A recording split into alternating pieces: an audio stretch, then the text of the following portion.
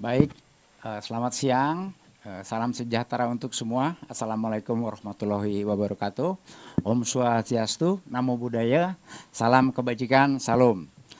Sahabat musik, sahabat budaya, hari ini kita ada dua orang tamu yang luar biasa. Kalau boleh saya perkenalkan dari sebelah ujung sana, Bapak Kepala Dinas Pendidikan dan Kebudayaan Kota Jakarta yang keren ini, Bapak Iwan Henry Wardana. Selamat siang Pak Iwan. Dan sebelah saya pasti semua udah tahu nih, bukan hanya budayawan, beliau juga bukan hanya sekedar Bapak budaya, tapi tempat kita bertanya, tempat kita belajar, bahkan tempat kita mencatat. Selama ini yang saya kenal, kita semua selalu melakukan itu kepada Encang Babe Ridwan Saidi. Selamat siang Encang. Baik, hari ini kita semua akan mengambil tema, judulnya Ini Dia Jakarta. Jakarta nih kalau kita bilang nih. Maksud dan tujuannya adalah agar supaya kita semua bisa mendengar, bisa mencatat, bisa menjadikan banyak kita belajar. Sebetulnya Jakarta dari pesisir sampai tengah sampai pinggir. Tadi Bang Iwan menyampaikan seperti itu. Kita pengen dengar langsung dari Babe. Bicara Jakarta, bicara sosial, bicara ekonomi, bicara budaya nih Be.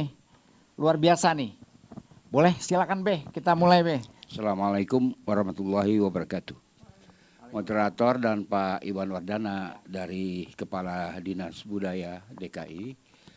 Kita bicara tentang ini dia Jakarta ya. Jakarta itu apa? Jakarta adalah Maja Katera. Maja itu power. K kata penghubung, terra itu adalah tanah. Sebenarnya terra Sebenarnya Tera itu berasal dari bahasa Maya.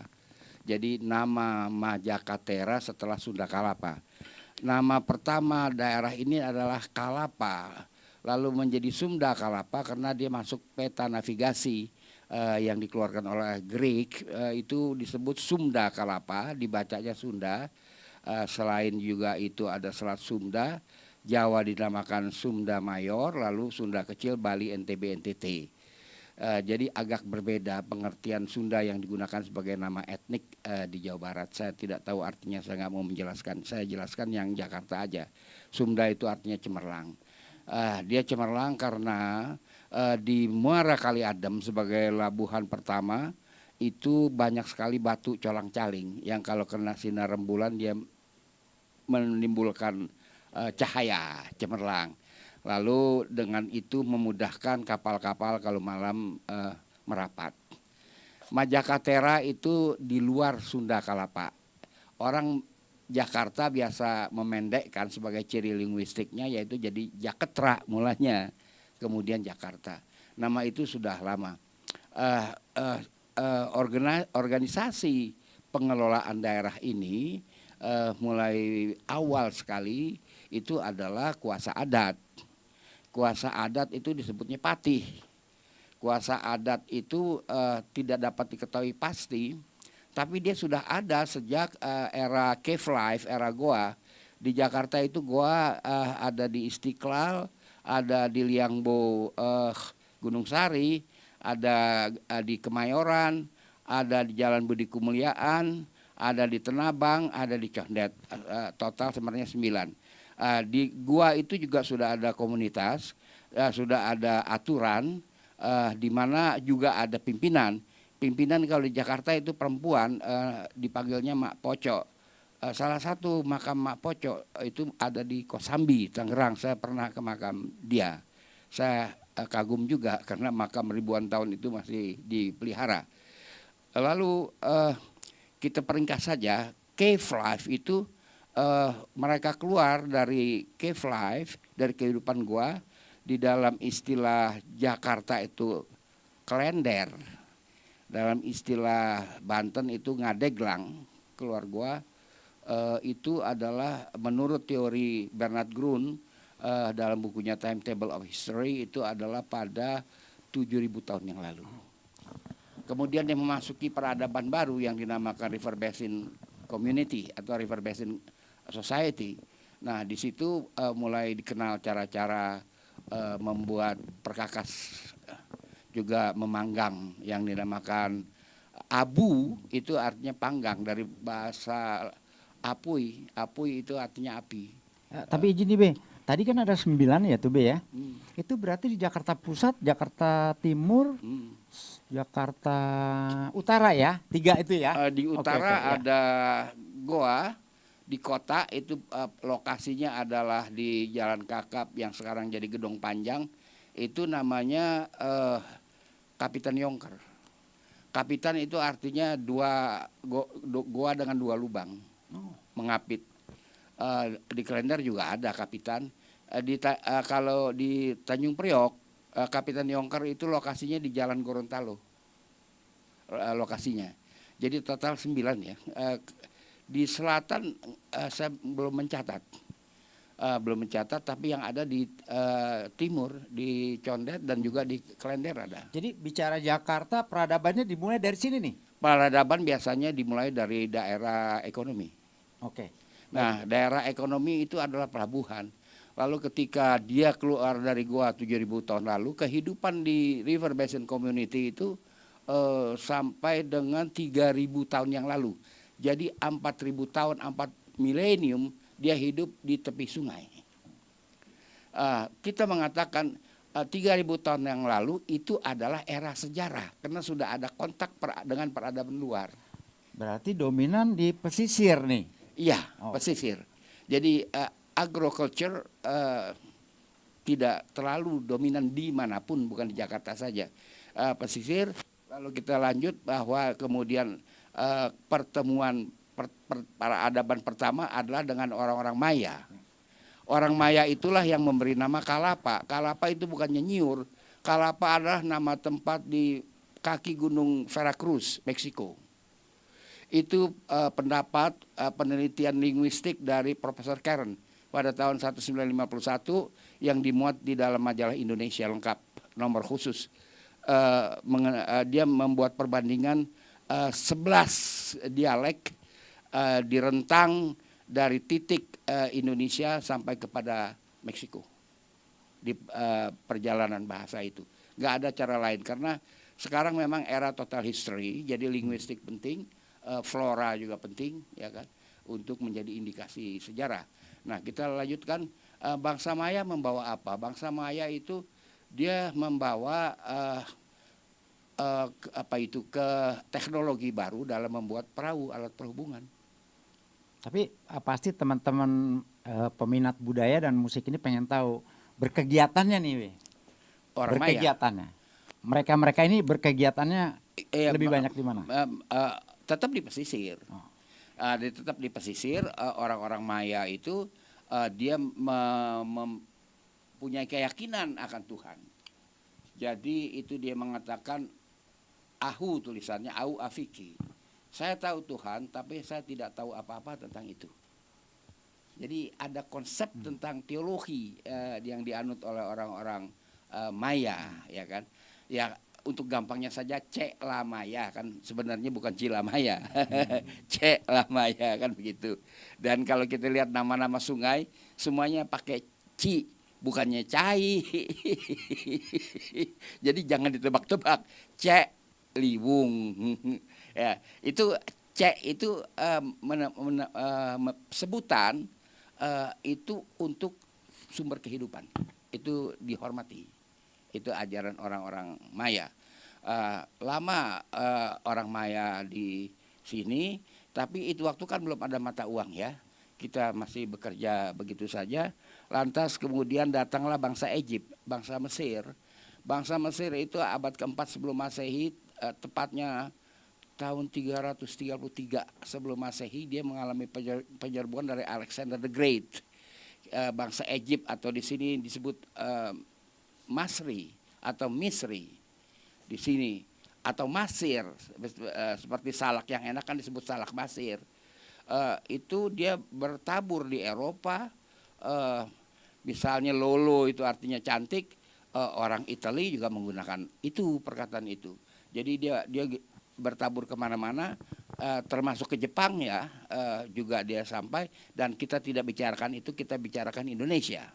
Di Indonesia dia terbanyak di Tapanuli dan Toraja.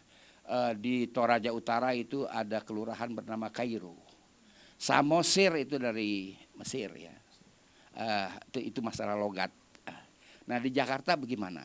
Di Jakarta itu indikasinya kita tidak dapatkan dari toponim, tetapi dari lagu dan dari bahasa. Misalnya petani-petani Jakarta dulu kan masih banyak sawah, dan Bekasi dan Tangerang. Kalau dia mau mengusir burung, ya kan, burung-burung di sawah, itu dia usir dengan senandung. Ja lolo ja eman tok. Ja itu artinya pergi, lolo itu cantik. Wahai cantik pergilah, ya kan. Wahai cantik pergilah yang jauh. Mantok tuh pergilah yang jauh. Dalam bahasa Betawi ada mantok. Itu bahasa Egypt. Itu bahasa Mesir. Itu. Jadi bangsa Egypt itu mempengaruhi betul di dalam vokal, seni vokal itu. Nanti kita lanjutkan, kita teruskan dulu. Bangsa Egypt itu membawa banyak harta ya. Seperti sarkofagus yang ditemukan 37 buah di Gianyar Bali, itu banyak sekali di dalam sarkofagus seperti jenazah dari batu itu banyak sekali emas-emasan. Jadi sarkofagus itu ada 2 di Tapanuli, 1 di Nias, 5 di Kalimantan, yang terbanyak di Bali, Gianyar 37 yang terbanyak. Itu orang-orang yang terbilang lah di Mesir. Jadi bangsa Mesir ini tidak banyak berbicara tentang teologi, ya kan? Tidak banyak. Lalu baru kemudian datang bangsa Saba. Bangsa Saba itu datang dari Ethiopia, bangsa Aksum. Itu Queen of Sheba itu pemimpin dari kerajaan Sabah, itu dinilai oleh sebagian penduduk pegunungan nggak adil. Lalu dia diusir, dan diusir dia larinya ke Indonesia dengan menempuh rute ke Nicobar dulu, Andaman dulu, India, ya kan, baru sampai ke Indonesia. Dimulai dari Tapanuli karena dia mencari emas di Sipiro. Sipiro itu adalah metatesis, Opir. Sipiro itu Opir, karena nama-nama lumbung emas itu dirahasiakan. Dia mencari emas, baru dia pergi ke Minangkabau. Di Minangkabau itu sumber emasnya malah tidak dibalik namanya. Sumber emasnya malah tidak dibalik namanya, tetap dibilang Opir. Tapi di Sumatera Barat dia ada jejak, misalnya Perdana Menteri Pagaruyung itu namanya Patiah Nan Saba. Lalu legenda putri itu Sabai Nan Alwi, bukan Sabai, Sabai Nan Alwi. Lalu di Pasaman ada Muaro Saba. Dia pergi ke Jambi. Di Jambi kontur tanahnya tepat bagi dia untuk membuat manapu.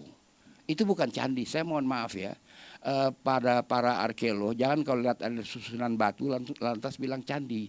Karena di pangkalan material juga banyak susunan batu. Itu bukan candi, ya kan? Batako, bata merah itu ada. Itu bukan candi. Candi kan artinya susunan. Kalau dipakai akhiran L, bahasa Betawi, candi ditambah akhiran L, candil jadi kue. Onde, takjub, kalau ditambah akhiran L jadi benda yang boneka, kan begitu. Nah di situ dia bikin manapo. Manapo adalah anything to support life artinya. Kenapa diganti candi? Itu kan bangunan orang-orang Aksum. Kemudian dari sana dia pergi ke Palembang. Ada banyak peninggalannya, prasasti Kedukan Bukit, prasasti Bukit Koto Kapur, Bukit Seguntang. Lalu dia ke Metro Lampung. Di Metro Lampung itu dia bikin bendungan. Karena tangan kanan Queen of Sheba, yaitu Tuanku Raman ini ahli bendungan. Yaitu bendungannya namanya Dam Raman. Lalu dia masuk Jakarta. Dia juga membuat bendungan di Cilincing, sekarang di Kompleks Aleri. Dam Raman itu ada. Baru setelah itu dia ke Bekasi dan Batu Jaya. Di Batu Jaya itu dia bikin lagi plaza, kalau orang sana bilang bukan candi, plaza yang namanya Batu Jaya. Dan di situ juga pemakaman dari Tuanku Raman. Oke, kita kembali ke Jakarta. Apa pengaruhnya dari Queen of Sheba di Jakarta? Pengaruh Queen of Sheba di Jakarta, paham ketuhanan makin kuat. Karena dia mengajarkan monoteisme. Dia mengajarkan monoteisme karena dia penganut Moses monoteisme, monoteisme Musa. Jadi salah seorang rombongan dia yang masih tertinggal dan di makam di Karawaci, Kampung Bencongan adalah Sehyusa. Sehyusa itu yang mengajarkan monoteisme di sini. Jadi dia di setiap daerah dia tinggalkan anggota rombongannya untuk mengajarkan monoteisme. Jadi kita mengenal Tuhan makin kuat. Oke, kemudian abad keempat, dia abad 2 sebelum Masehi, abad keempat masuk rombongan dari Afrika Barat, Senegal, Tanzania, sampai daerah Maghribi, masuk semua dikenal sebagai bangsa Moro. Dan mereka abad keempat masuk sini di Jakarta, mereka bertinggal di Kampung Yapat. Yapat adalah bahasa Swahili yang artinya tempat yang jauh. Nah, lalu kemudian dia membangun di Pulau Seribu, Mortelo kata orang Pulau Seribu. Itu Morotelo, Telaga Moro itu adalah pemandian, Betseba. Lalu oleh arkeolog dibilang benteng Portugis. Ini saya nggak mengerti ya, terlalu gampang. Buat apa Portugis bikin benteng di situ? Kalau kita bicara benteng dalam arti kata kastil, frame berpikir kita itu harus militer. Jadi apa pantas gak ada benteng di sini? Kan begitu. Oke. Dia juga orang-orang Moro banyak kerjasama dengan kita. Itu waktu belum ada Pelabuhan Kelapa, terutama dalam bahasa Swahili. Lalu kita loncat kepada abad 8-10, kedatangan orang-orang dari Emrat kalau orang sini bilang. daerah orang Emrat adalah dia bertinggal di Yapat, Yapat Emrat, Jalan Lodan 234 sampai ke seberang Alexis night club itu. Di seberang Alexis itu ada Kampung Bintang Mas, ada Pantai Marina. Itulah pelabuhan Emrat, tanah Emrat. Jadi bukan dari Hemraden. Belanda itu selalu bikin klaim Emrat itu imarat. Bangsa inilah yang ada abad ke-8 membawa Islam, membawa mata uang, membawa peradaban. Nah, mulailah pelabuhan Kalapa itu berfungsi dan berfungsi maksimal setelah kedatangan bangsa-bangsa Kaukasia.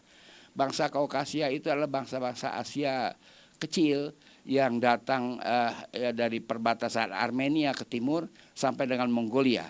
Jadi tidak ada orang Mongolia di sini, tidak ada orang Mongolia di sini. Mereka adalah orang-orang Kaukasia dan selatan, perbatasan selatan Kaukasia dengan India itu orang-orang Arya, Aryan Gimkhana. Itu orang-orang Arya di situ. Nah, yes. Gini, udah mulai ada yang nanya nih soalnya. Boleh. Berkaitan dengan seni budaya musiknya nih, Ben. Nah, nanti yang pengen tahu nih. Kita mau masuk. Oke, siap. Kita mau masuk. Jadi sebelum kita sampai kepada Pelabuhan Kalapa, peredaran mata uang, ya kan, dibawa oleh orang-orang orang dari Kuwait, ya, orang dari Emirat, orang dari Bahrain, yang di sini dikenal sebagai orang Bahar, Kampung Bahar, Gelang Bahar, itu Bahrain. Oke. Nah, musik yang ada di sini setelah kedatangan orang-orang Samarkand pada abad 9, orang-orang Samarkand mulai masuk, musik yang ada di sini saya pelajari. Saya mengikuti musik Samarkand. Iya, ada taste Melayu, tetapi kemerduan nggak ada. Kemerduan itu pada Egypt. Jadi musik Melayu itu sebenarnya Egypt. Itu ada hymn itu kalau di dalam bahasa Betawi Tangerang, itu hymn, menyanyi sambil mengerang-erang. Kemudian di dalam bahasa di Riau itu takus. Namanya takus. Jadi itu takus bukan peninggalan, bukan peninggalan Buddha seperti klaim itu. Itu takus ada dari Asia Barat. Makamnya memang begitu, ada minaret, ada kubah. Itu tempat bernyanyi, mengerang-erang. Takus artinya himne. Misalnya begini, Rakini nakhil wagani salgina surun wuzud wa ani nunai ifqa badaan yasnal surut. Ini bukan bahasa Arab. Boleh tahu nih artinya kurang lebih? Saya nggak tahu. Oh. Ya. Tapi kalau dari nadanya kan ada pengharapan gitu. Iya, nadanya ada pengharapan, ada dorongan, dan inilah yang mempengaruhi karena lagu yang pertama di Betawi itu dung indung siraje mau boboknya lagi dalam ayunan dung indung siraje mau bobo, kalau enggak bobo digigit nyamuk. Struktur melodinya bandingkan dengan Rakini tadi, Nakhil Wagani, himne Mesir itu sama. Ya, ya. Sama. Ada harapan ya? Ada, ya harapan tentu ada. Nah kalau nggak nyanyi, kalau orang nyanyi masih nyanyi, dia masih ada harapan. Itu iya, lebih kan? Kepada apa ya? Iya. Ada rasa gitu ya? Iya. Dia begini ya, nyanyi itu untuk melampiaskan semuanya. Ya. Jadi karena Jumahat, kita bilang Jumahat karena dari dulu, kalau sekarang kan kita mesti bilangnya Jumat gitu kan. Kalau dulu Jumahat, pasar Jumahat itu tempat berkumpul. Nah itu kita bernyanyi di situ. Kalau orang bernyanyi kan masih ada expectation. Semua orang bernyanyi begitu. Dan ini adalah base dari lagu-lagu Melayu, juga keroncong. Nggak ada bisa bedakan kita Melayu dengan keroncong atau dulu disebut hiburan yang sekarang pop. Dan ini akan sama kita dapatkan melodi kayak begini, apakah di Aceh, di Banjarmasin, atau di Maluku. Panggayo, panggayo kemudi kalurehe, lurehe, marinyong manggurebe. Juga di Jawa Timur ada penyanyi namanya Said Effendi. Itu luar biasa. Dia mewakili betul melodi yang lahir pada abad ke-4 sebelum Masehi. Sedikit nih, Be. Kita mau bandingin sedikit nih. Oke. Kalau sekarang, Iya. ya, jadi lagu itu, lagu yang terjadi, misalnya ada lagu lagi populer yang iramanya bahagia nih, itu mencerminkan sebuah keadaan di mana daerah tersebut itu lagi bahagia. Iyalah. Itu seperti itu. Nah, tadi kalau kita dengar lagunya itu tadi, ini lagunya ratapan semua nih. Apa memang dulu banyak meratapnya nih? Enggak, dia berabad-abad nih. Misalnya ya, begini. Ya. Bukan meratap, itu begitu melampiaskan perasaan-perasaan dia. Ada lagu him Betawi, ya kan? Duduk termenung seorang diri, mengenang untung badan begini. Sudahlah nasib anak Betawi jadi tetamu di rumah sendiri. Yeah. Nah, ini realistik. Namanya bukan meratap, bukan menyesakan, dia realistik. Loh, oleh karena itu dia bekerja keras ketika muncul Pelabuhan Kalapa, ya kan? Mereka mencari kehidupan di situ. Yang pertama adalah mereka menjadi orang-orang Samarkan membuat molen. Molen ya. Molen itu untuk energi menghancurkan jerami. Dari situ dia buat tali, dia buat tambang, dia buat karung. Bisnisnya orang Betawi bekerja begitu. Kemudian dia membuat wajik, karena orang di kapal, orang belayar itu cukup dengan wajik dan membawa air bening, air putih. Air putih itu diambil dari sumur Mandi Rancan dan sumur Tongkol. Dia bawa itu. Lalu dia juga melakukan jasa angkutan air dari kali, dari sungai sampai ke muara Kali Adem. Itu waktu kan pelabuhan yang pertama. Banyak kerja yang dia lakukan. Begitu ada tantangan, ada peluang dilakukan, dia tidak menangis. Dia tidak melamun. Orang Betawi itu jenaka. Ya. Dan ini memang sudah pelbagai bangsa sudah ada di sini. Ya kan, sampai tahun 30 seorang bangsawan Johor mengarang lagu Pancoran, pusat dagang dan pasar baru. Pelbagai bangsa ada di situ, belanja barang-barang ini dan itu. Ramai orang beribu-ribu. Itu 1930. Saya dapat keterangan pengarangnya adalah bangsawan dari Johor, dari saudara Munif Bahaswan, teman baik saya. Saya udah lama gak ketemu dia. Jadi itu pelbagai bangsa sudah ada di situ. Dia harus ramah. Ya kan, dia harus menyelesaikan pergaulan. Bahasa yang dipergunakan ada 30 macam menurut Buyut Nyai Dawid dalam Sang Hyang Siksa Kandang Karesian, 30 macam. Jadi dia harus bekerja. Dia di laut. Dia juga pelayar, dia juga ABK. Misalnya dia juga terlibat kargo. Dia terlibat sebagai penarjamah. Dia terlibat sebagai gusti. Gusti itu artinya ahli menulis. Orang transaksi kan ditulis.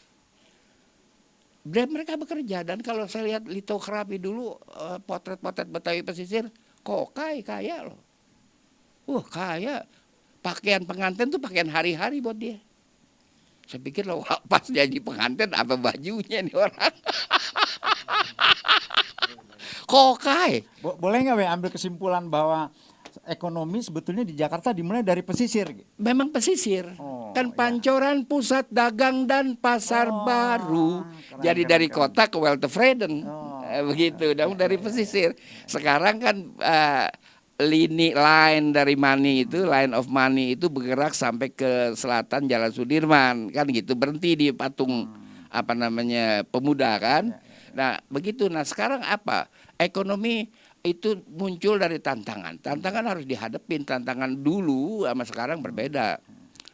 Kemudian juga apa namanya menempatkan diri, membawa diri sopan dalam pergaulan. Kita lihatlah kantong-kantong pesisir yang masih ada, Muara Kamal, apakah di Bandengan, Tanah Merah, atau Rawa Bebek, atau kita lihat di Kampung Pisangan, itu di Jalan Kunir, daerah pesisir itu semua sopan. Orang kalau ngepel tangannya kayak teko gedenya, tapi kalau ngomongnya halus. Kalau dia lagi ngepel begitu, tuh tangan segede teko. Gitu Pak ya. Jadi masih 5 menit. Ya, jadi potong sedikit ini kan menarik nih. Sebelum ditambahin lagi dari sisi pendidikan dan kebudayaan supaya Bang Iwan kasih tanggapan dulu nih. Sekarang tanggapan sedikit. Ntar ya. Pendidikan dulu kita jelaskan. Kan agama yang pertama dulu ya. Agama itu Islam. Itu dan juga kitab yang ditulis di sini yang pertama kali di Jakarta. Itu kitabnya ada di British Library, ditulis oleh Laith Abu Nasr bin Ibrahim Al-Samarkandi. Kita manggilnya Muallim Teko karena Teko itu tempat air, itu sumber kan gitu ya. Gampang aja, makanya makamnya di Kapuk Muara, di Kapuk Teko. Sejak 7 tahun terakhir makamnya udah jadi danau. Muallim Teko itu kitabnya ada 2, yaitu satu baca-bacaan, satu lagi adalah mengenai fikih, sembahyang dan sebagainya. Dia. Kemudian apa? Muallim Teko itu wafat 983 Masehi, abad 10. Jangan dibandingin sama Wali Songo 15 abad ke-15, berarti itu juga Malik Ibrahim kan? Nggak tahu yang lain, itu berbeda 500 tahun Pak. 500 tahun nggak sedikit Pak. Bedanya dengan kita di Jakarta. Kemudian setelah itu yang agama yang berikut yang datang adalah Shinto. Itu tentu saya akan disoal, kok agama Shinto begini. Ini terakhir saya ya. Agama Shinto itu kedatangan orang-orang Ainu, suku besar di Jepang itu dilaporkan oleh relief Borobudur. Orang Ainu itu pada 1623 ketika kota Jakarta oleh Belanda diganti namanya dengan Batavia, dia ikut melakukan protes. Orang-orang Ainu. Tapi itu kemudian harinya. Nah sebelum itu pada abad 11, dia membangun Tengsin. Karet Tengsin itu dari dia. Tengsin itu adalah penerangan ketuhanan. Penerangan ketuhanan dari agama Shinto. Shinto artinya Tuhan dan manusia. Sin Tuhan, to manusia. Jadi hubungan Tuhan dan manusia. Itu agama Shinto. Itu diajarkan di Karet Tengsin. Lokasinya masih ada, sekarang itu vihara. Itu vihara. Lokasinya itu cukup bersejarah. Itu adalah tempat pendidikan klasikal berkelas yang pertama. Saya kira itu dulu ya, 25 menit ya saya udah. Mudah-mudahan tertangkap ya kan. Kalau ada kesalahan, saya minta maaf. Udah ya. Ya, siap. Nah ini ada Bang Iwan nih. Iya, Pak. Gimana nih sebagai Kepala Dinas dan Kebudayaan DKI Jakarta. Tapi sebelumnya Bang Iwan, kita pengen berbagi harapan juga nih. Iya. Jakarta ini kan etalase Indonesia ini. Indonesia sebagai negeri dengan populasi nomor 4 terbanyak di dunia ini nggak main-main. 272 juta jiwa ini nggak main-main. Dan sekarang kepala dinasnya bersama-sama kita, which is itu Jakarta, dan Jakarta ini harus jadi etalase Indonesia kan. Nah, berarti setuju nggak kalau kita bisa jaga budaya di Jakarta, berarti kita jaga Indonesia. Memang Jakarta ini khusus deh nih, emang buat Indonesia masih hari ini masih segala-galanya. Gimana nih, Bang Iwan? Gimana Bang Ya, Iwan? pertama-tama mesti ngucapin dulu saya terima kasih dong Ya, kepada siap. Deteksi Production yang udah Siap, siapin siap, ini, siap. Bang Koko, ada Babe Ridwan Saidi. Berkaitan dengan budaya tentu saja yang lebih paham adalah seorang budayawan ya. Itu budayawan yang betul. Kalau kami hanyalah sebagai aparatur sipil negara yang mengemban tugas siap di mana saja dan saat ini mendapat amanah untuk memegang kebudayaan. Jadi memang ngomongin kebudayaan tentu bicara berkaitan dengan peradaban. Peradaban tentu saja tidak bisa hadir dalam waktu yang singkat. Peradaban adalah sebuah proses, bahkan seperti yang disampaikan, diuraikan tadi oleh Babe Ridwan itu hampir ribuan tahun lalu. Adab hingga Jakarta bisa seperti saat ini. Seperti yang tadi juga disampaikan bahwa asal muasal kegiatan perekonomian itu untuk Jakarta memang berasal dari pesisir. Itu banyak sekali bukti-bukti sejarahnya. Kemudian juga betul apa yang saya juga baca, karena beliau seorang sejarawan, saya juga latar belakang kajian pengembangan perkotaan, urban studies. Jadi memang tidak ada kerajaan di Jakarta sebenarnya, karena kehidupan di sini memang dari bukunya Pak Ridwan Saidi sendiri, itu dari kegiatan ekonomi di pelabuhan awalnya, betul ya Pak? Posisinya begitu. Sehingga kegiatan masyarakat Betawi atau masyarakat Jakarta pada awal itu merupakan sebuah proses akulturasi, kemudian juga proses asimilasi berhubungan dengan pihak-pihak luar. Proses diskusi, perbedaan pendapat, transaksi, dan lain-lain itu berada di sini. Sehingga sampai dengan saat ini memang karakter atau pada hakikatnya karakter masyarakat Jakarta itu sangat welcome. Karena memang terbuka menerima bangsa-bangsa lain untuk hadir di kota Jakarta. Sejak ribuan tahun lalu. Sejak ribuan tahun lalu. Biasanya. Gitu. Saya juga, dan itu memang dibilang cave life, itu betul ada beberapa goa. Bahkan terakhir minggu lalu saya ke Condet ada goa monyet, itu goa monyetnya. Goa monyet itu adalah salah satu dari sekian banyak goa yang disampaikan tadi ada 9 di kawasan Condet yang memang bisa menjadi bukti sejarah peradaban dimulai dari kawasan pesisir bahkan sampai ke sungai, ya sampai ke sungai, sampai ke situ. Kalau dari sisi peradaban ini, dari sisi pendidikan, apa sih yang DKI lakukan nih, Bang Iwan? Pendidikan, terus terang kegiatan pendidikan Ya. ini kan ada tugasnya lagi yaitu Kepala Dinas Pendidikan. Ya. Kalau saya Kepala Dinas Tapi Kebudayaan. yang berkaitan dengan budaya nih. Budaya mengandung muatan-muatan lokal, ya Pak.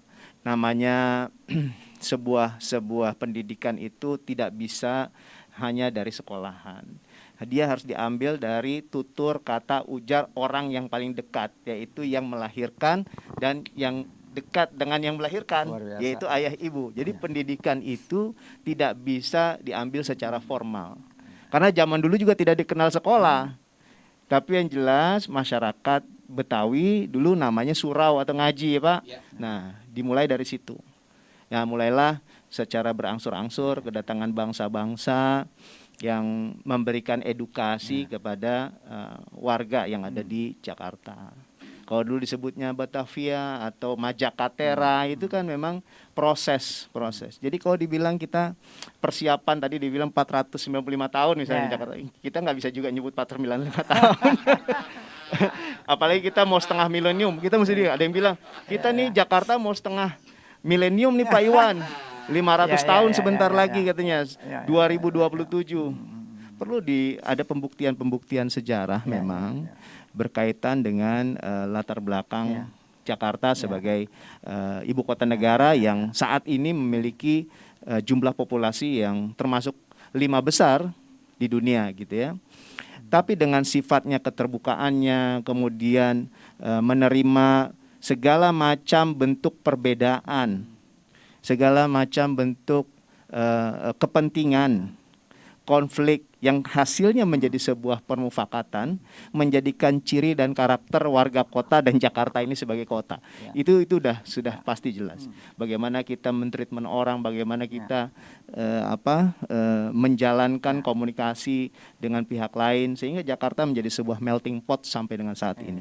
Saya rasa itu dari saya. Yang lainnya saya support apa yang disampaikan oleh budayawan Betawi yang luar biasa ini, Babe Ridwan Saidi.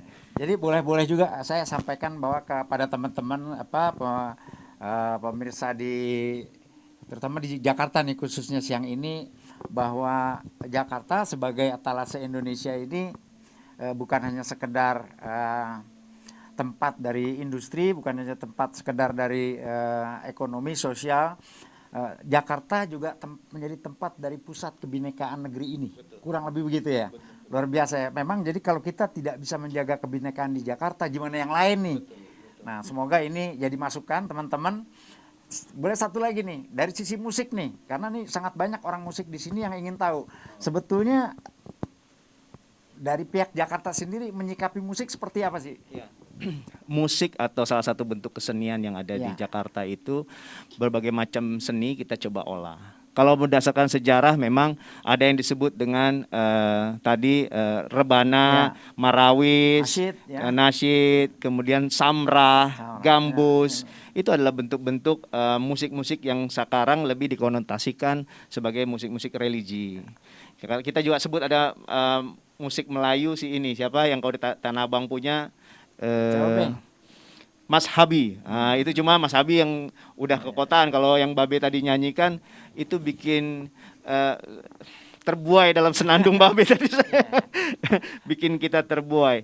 Tapi posisi apapun itu, bentuk penciptaan ide, rasa, karya dari seseorang itu dituangkan dalam lagu, itu memang membuat kita ternyuh, terbuai dalam perasaan yang menciptakan. Jadi itu seperti karya-karya besar Mas Habib, Bing Slamet, itu kan memang karya-karya besar dari dibilangnya anak Jakarta yang memang Benyamin memiliki karakter sendiri, keunikan sendiri yang mesti kita hormatin semua.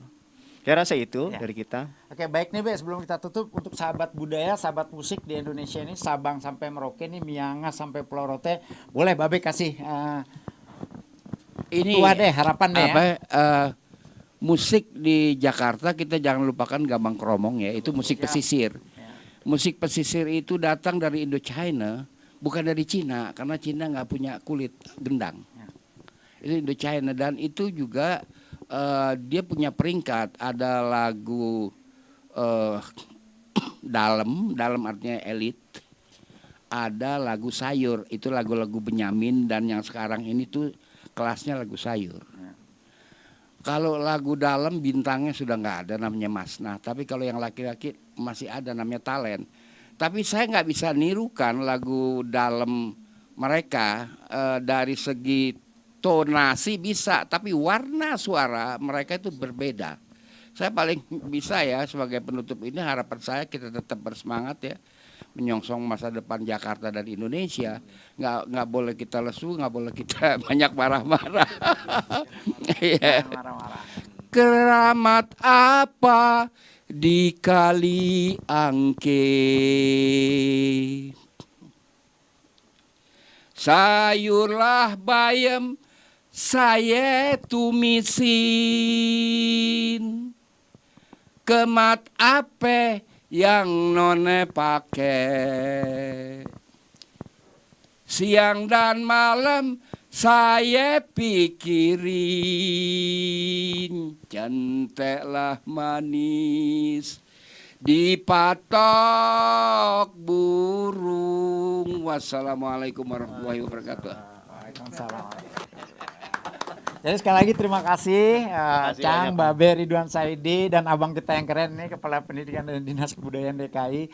Terima kasih, semoga sahabat budaya, sahabat musik hari ini senang, menjadi masukan, menjadi pelajaran, menjadi catatan untuk bukan hanya Jakarta, tapi untuk Indonesia ke depan. Ya, sedikit aja kemat itu kalau nggak ada yang belum ada yang paham, kemat tuh artinya pelet. Oh. Gitu. Siap, terima kasih. Jadi ya, terima kasih lagi.